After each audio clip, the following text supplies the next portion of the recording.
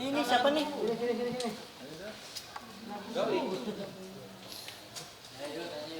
Yuk. Ya, Niki, gimana hasilnya pemeriksaan hari ini? Alhamdulillah tadi semuanya lancar, berjalan dengan lancar. Ini juga masih meriksa satu saksi lagi. Habis itu ya tinggal tunggu kelanjutan dari Polres Jakarta Selatan. Terkait yang unggahan Kaniki tadi di Instagram itu maksudnya gimana? Yang video di Telegram kan Niki bisa dijelaskan? Oh itu video, itu nanti beda lagi laporannya. Jadi itu laporan terpisah gitu. Jadi artinya akan ada berapa laporan? Berapa Bang? Kalau secara hukum bisa ada 2 laporan lagi. Yang jelas satu laporan terkait perlindungan anak. Satu lagi terkait undang-undang ITE, tapi kami belum laporkan. Lapornya tetap satu orang ini terlapornya. Tetap nih kita pelapornya, terlapornya ada seseorang. Kan itu berarti yang di Telegram barusan yang diduga video shoot nanti akan ada laporan tersendiri. Ada laporan tersendiri lagi, beda lagi. Ya tunggu aja lah. Mungkin kedepannya bakal mau digimanain sih kan Niki? Kedepannya bakal mau digimanain?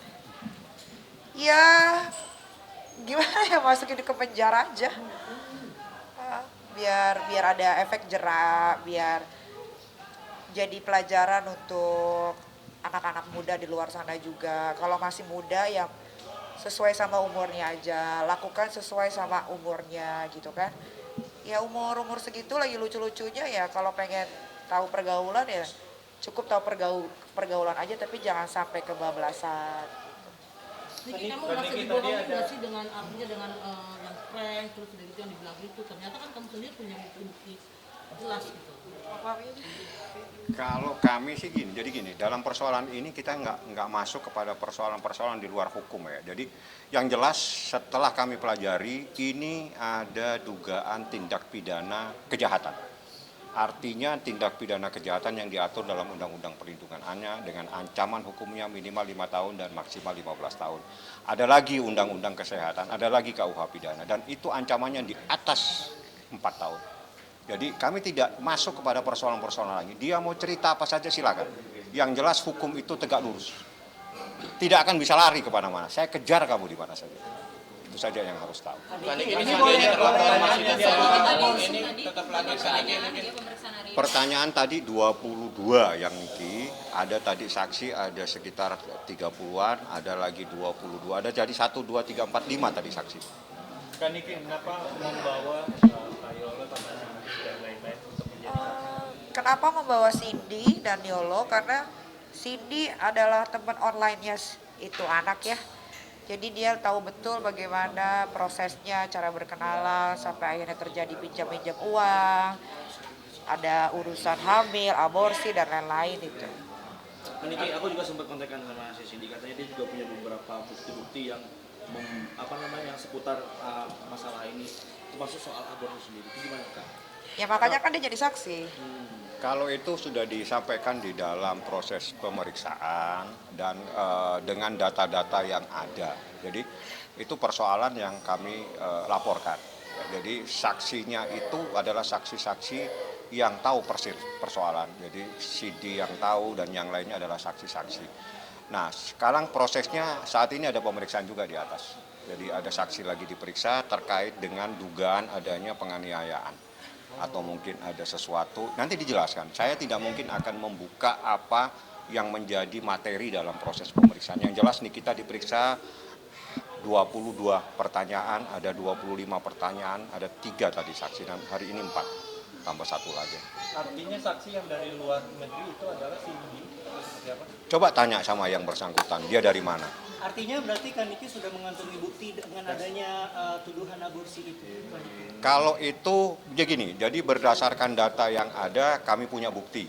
Bukti itu harus dikonver dengan bukti yang lain dan itu menjadi materi proses pemeriksaan dan unit PPA ahlinya di bidang ini karena ini adalah tindak pidana yang diatur dalam Undang-Undang Perlindungan Anak. Jadi unit PPA yang paling ahli di bidang ini.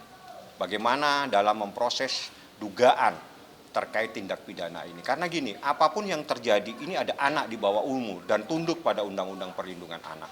anak yang di bawah umur menjadi tanggung jawab orang tuanya, sehingga orang tuanya punya hak untuk melaporkan.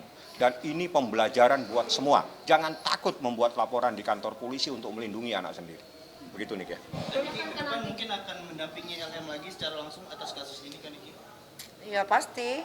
Kalau diminta ya pasti hadir. Kalau diminta pasti mendampingi. Selama ini kan Kaniki dibilang nggak peduli anak segala macam, tapi jadi bukti akhirnya Kaniki sebenarnya sebagai ibu punya insting juga untuk melindungi. Kalau nggak peduli itu nggak mungkin dari bisa hidup sampai umur 17 tahun, gimana sih? Nggak ngerti gue. Sejauh ini LM udah ngelakuin kasus Kaniki. LM tuh apa? Oh nggak ada. Nggak usah hubungin lah, nanti aja di sini bentar lagi kan juga dipanggil. Tapi nanti kan terkait pinjaman uangnya sering meminjam uang, mungkin ada laporan kan yang masuk ke Mimi sendiri terkait pinjam meminjam uang.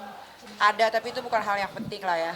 Kalau duit masih bisa dikembaliin, tapi kalau udah menyangkut masalah yang dari bayi sampai besar gue jaga dengan baik, tiba-tiba direnggut oleh orang lain, ya itu yang bakal gue perjuangkan. Kalau masalah uang gak ada urusan sama Berarti orang. Mimi sempat mengganti pinjaman. Iyalah kalau ganti. Berarti Duit Kaniki- mah gak seberapa, Bo. Ya, berarti Kaniki kemungkinan kedepannya juga akan membuka kembali pintu maaf untuk LM. Kalau misalnya minta maaf seperti apa? Iya. Gini. Kalau seorang ibu, Anda tanya kepada semua orang ibu, pasti akan memaafkan anaknya. Apapun yang dilakukan oleh anak, pasti akan dimaafkan. Tapi persoalan hukum adalah persoalan tersendiri. Siapapun yang terlibat, pasti akan berurusan dengan kita. Ini genderang perang sudah ditabuh sama kita. Ikutin saja ini mainnya. Ini tidak main-main. Pasal ini kita lapis-lapis untuk melindungi seorang anak yang berumur 16 tahun. Ingat pada saat kejadian umurnya baru 16 tahun, sekarang mau 17 tahun. Itu adalah anak yang harus mendapatkan perlindungan dari orang tuanya. Jadi ini adalah tindakan seorang orang tua untuk melindungi anaknya. Ini bukan main-main. Tidak gampang Niki datang dari rumahnya membuat sebuah laporan. Kalau dia tidak sayang sama anaknya, dia tidak berdiri di sini. Itu yang harus difahami. Oke. Nanti kan Mengingat akan ini kan dipanggil nih Bang. Pasti dipanggil. Siapapun yang terlibat pasti dipanggil oleh Nah, polisi. itu kan harus ada pengawasan orang tua atau keluarga. Ya, ini orang tuanya. Kani kita nanti akan Ada. Ada, ini kita yang ngawasi. Ada. Teknis itu. Oke, Kaniki ini kan terkait juga anak di bawah umur. Apakah nanti akan meminta bantuan dari Komnas Anak? Gak perlu, gak penting. Komnas anak-anak itu gak ada kerjaannya dia. Ini polisi aja. Ya, gak tahu. Bantulah. Kaniki mungkin kalau boleh tahu saksi yang dipegang ini apa aja? Itu materi pemeriksaan. Sekali lagi saya katakan, itu menjadi bahan yang ada di atas. Kalau semua materi saya buka di dalam ini, kami tidak etis secara etika. Karena ada hal-hal, apalagi terkait dengan Undang-Undang Perlindungan Anak, itu sifatnya harus tertutup. Tidak boleh semua diungkap.